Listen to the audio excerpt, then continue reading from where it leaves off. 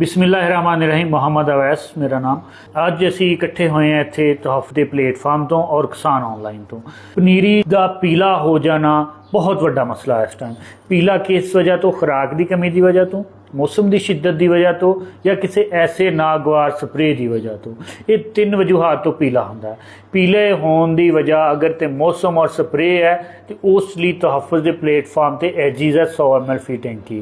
और अगर ये दो चीज़ा नहीं है फिर यदा मतलब है कि ज़मीन चो पौधे को खुराक नहीं मिल रही। खुराक के हवाले के नाल 1 किलो नाइट्रोफास फी मरले के हिसाब नाल और एक अद्धा किलो यूरिया फी मरले के हिसाब नाल तहफ़्फ़ुज़ के उपर सुपरसल 1 कनाल ते 1 किलो और 1 कनाल के उपर 3 किलो इकोमोन्स जिंक के इस्तेमाल के नाल। अगर एक बारी नहीं ठीक होया फिर अगले पानी में इस्तेमाल करना चाहिए। उस तो अगले पानी में जिन्नी देर तक असी खुराक पीलेपन नहीं चले जाता उन्नी देर तक इस डोज में 2 बारी